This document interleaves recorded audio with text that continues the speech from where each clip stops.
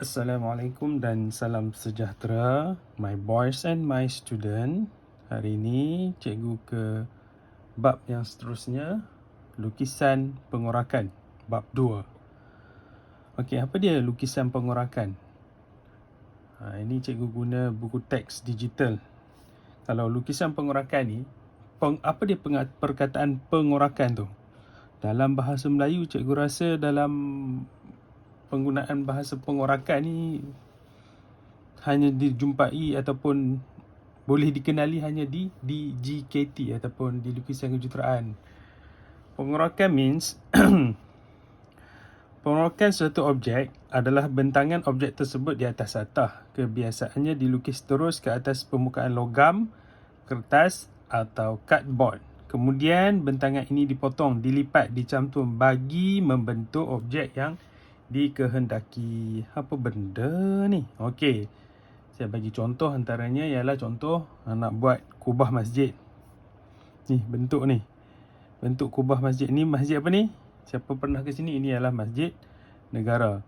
So kalau nak buat masjid ni, okey. Oh, mana ni? Itu surah 40. Okey. Kalau nak buat masjid ni, macam mana nak buat bentuk bumbung ni? So bentuk bumbung ni dilukis dalam lukisan pengorakan. Ini complicated sangat ni. Cikgu bagi contoh ni. Ini ialah kotak perfume Bulgari Man. Okey. Contohnya bila kita nak buat kotak ni, okay, dalam kotak ni dia ada lagi satu macam kata apa? Kotak untuk pegang perfume tu. So awak perhatikan di sini, sebenarnya kotak yang kedua ni saya tarik keluar. Okey, kotak yang kedua ni, okey, dia tak ada cantuman, tapi dia boleh dibentangkan. Saya tengok dibentangkan. Asalnya dia ialah satu one piece of cardboard being cut. Sebelum nak ni, so kalau bentangan ni, inilah yang kita akan buat ni, hasilkan ini ialah pengorakan. Kita buka balik semua, everything. Yang ni dinamakan klim. Ini namakan klim. Klim tu tempat-tempat yang dilipat-lipat tu nama kelim. Sebut betul-betul kelim. Jarang digunakan perkataan tu dalam percakapan seharian. Okay, put aside sebelah ni, kita go through balik. Okay, konsep lukisan pengorakan. Konsep lukisan pengorakan.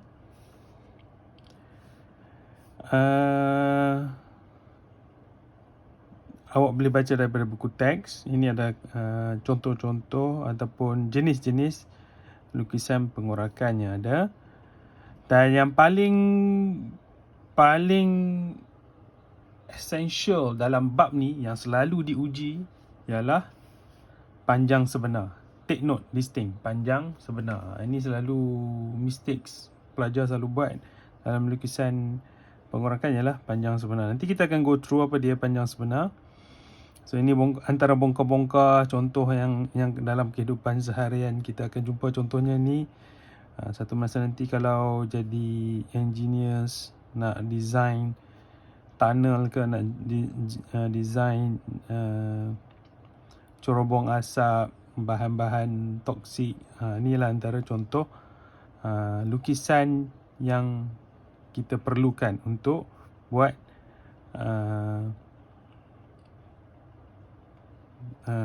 sesuatu produk. Okey, ini dalam buku teks.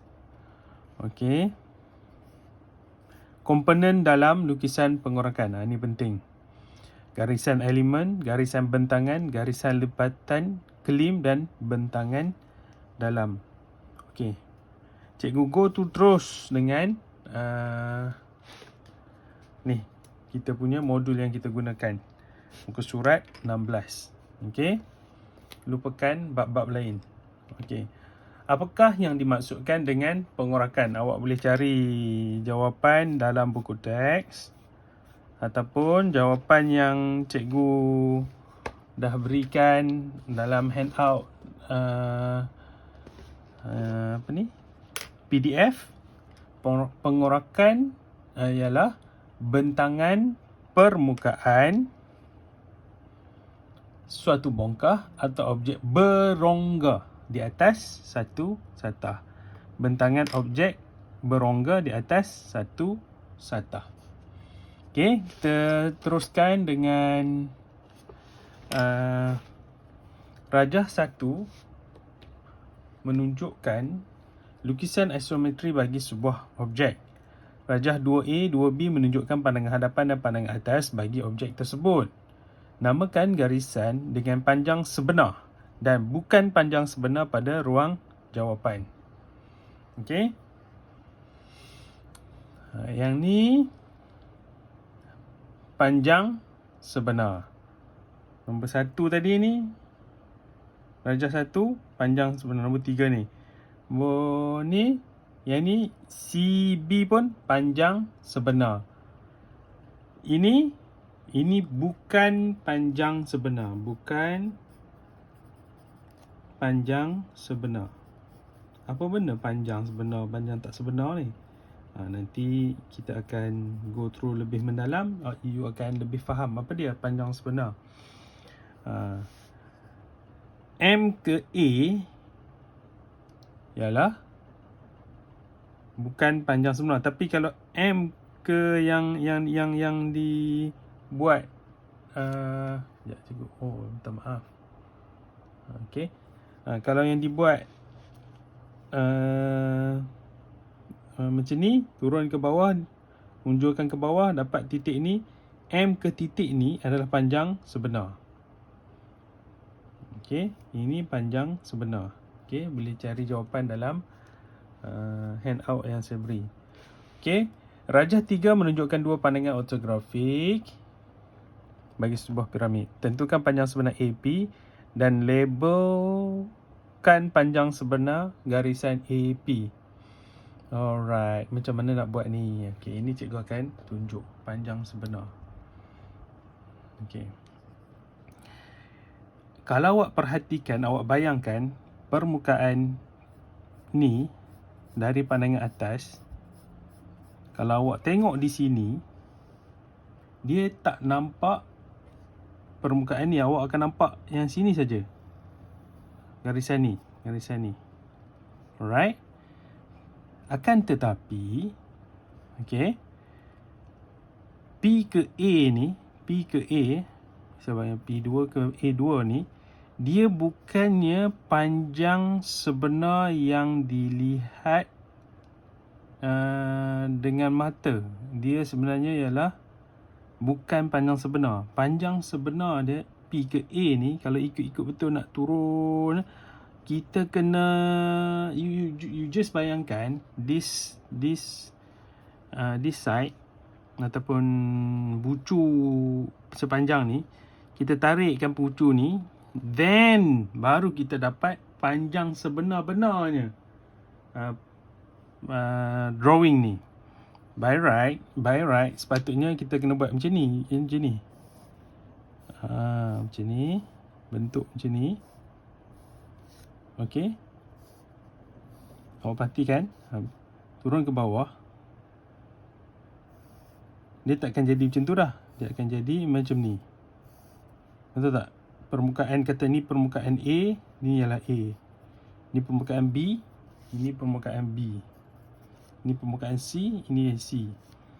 Ini permukaan so bila yang ni ke sini, ini baru panjang sebenar untuk piramid ni.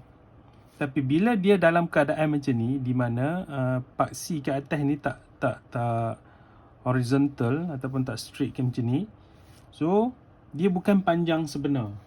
Okey, mana pembaris ni? Besar sangat pembaris ni. Alright.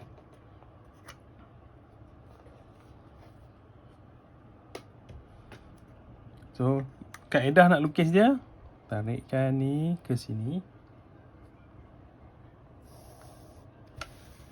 dengan menggunakan set square. composite. Sorry. Tarik dari sini, turun. Seolah-olah kita dah rotate kan permukaan ni, nak tunjuk the real edge of PA, ataupun kita rotatekan daripada PA ni turun anti-clockwise. Ini panjang sebenar dia. So hari ni cikgu tak pakai board, just untuk make sure you faham saja. Okay.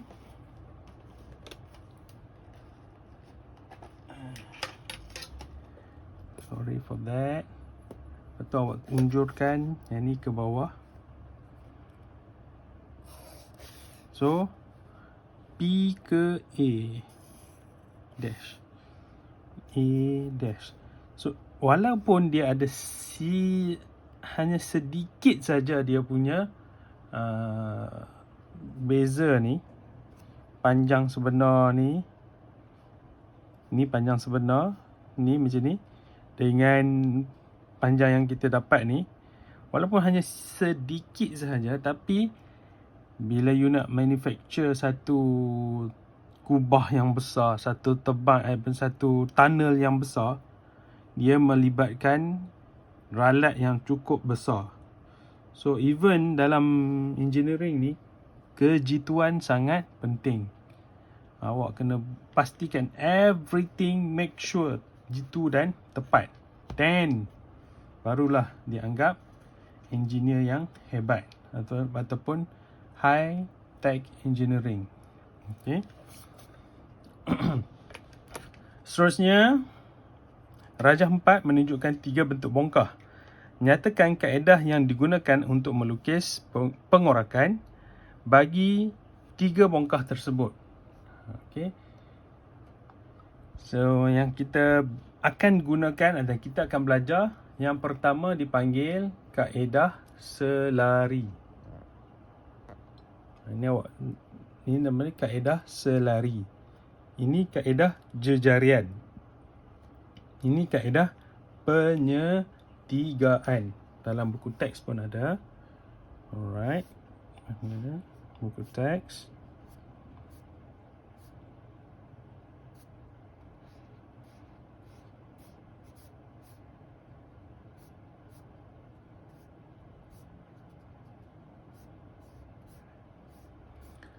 Lukisan pengorakan kaedah selari. Kaedah seterusnya dipanggil mana tadi? Jejarian. Ni jejarian dah ni. Jejarian. Ni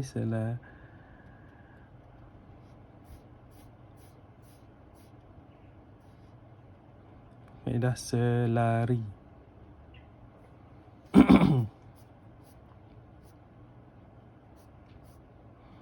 Kaedah jejarian lebih kepada bentangan berbentuk kon, kubah, macam ni. Kita akan go through satu-satu nanti, don't worry. Okay, siapkan benda ni dulu, and then kita move on sikit ke page yang seterusnya. Okay. Namakan kaedah pengorakan yang sesuai bagi jenis bongkah di bawah. Ini semua baru basic ya. Jangan terlalu stres lagi. Tak ada apa nak stres lagi. Ini kita akan gunakan kaedah selari. Yang bentuk macam ni guna kaedah selari. Ini kita gunakan kaedah jejarian. Ini kita guna kaedah jejarian ataupun kaedah jejari.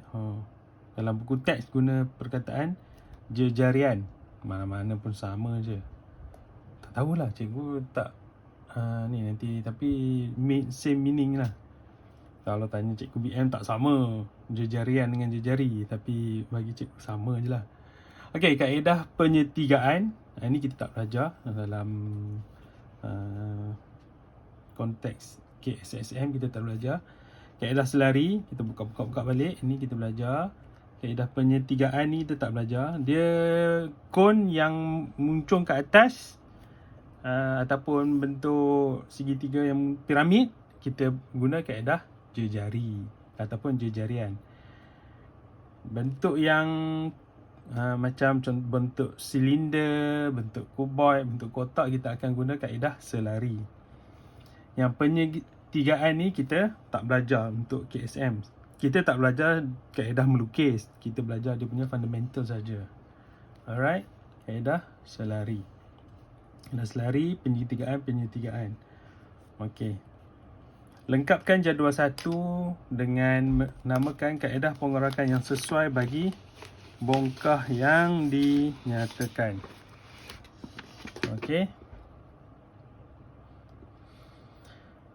Kaedah pengorakan ini selari, prisma tegak terpotong, kaedah selari. Silinder tegak terpotong, kaedah selari. Piramid, bila nama piramid je, kaedah jejarian. Kon saja, kaedah jejarian. Silinder condong terpotong, selari. Piramid condong, bahagian peralihan, kita tak belajar. Ini kaedah penyetigaan. Okey. Seterusnya kita tengok di sini jadual 7 ni, soalan 7. Okey. Merujuk kepada jadual 2, labelkan raja-raja tersebut. Okey, yang nombor 1 ni garisan elemen. So ini yang dia punya macam elemen satu-satu ni. Satu-satu parts yang kita bagi dia namakan elemen. Yang kedua pun garisan elemen. Yang seterusnya, yang nombor 3 tu, dinamakan garisan. Sekejap, cikgu nak make sure apa yang cikgu ajar ni betul. Elemen. Garisan elemen dan garisan elemen. Ini semua untuk kertas bahagian A je ni. Ini garisan lipatan, garisan bentangan. Yang seterusnya ialah klim. Ini garisan lipatan, ini klim. Yang seterusnya yang ni, ini garisan elemen, ini klim. Klim tu apa dia? Klim. Okey. Oh, tak nampak tadi. Apa boleh rujuk ni. Klim ni tempat bercantum. Macam ni. Kotak ni, ni klim ni. Tempat dia nak bercantum balik dengan ni. Ni klim. Kalau kotak ni cikgu buka kotak ni dia tak ni. Mana klim dia? Klim dia should be here. Kat sinilah klim. Tempat bercantum objek tersebut. Alright. Okey. Cikgu rasa setakat tu saja. Nanti seterusnya cikgu akan mula melukis demo melukis soalan lukisan pengorakan. Terima kasih.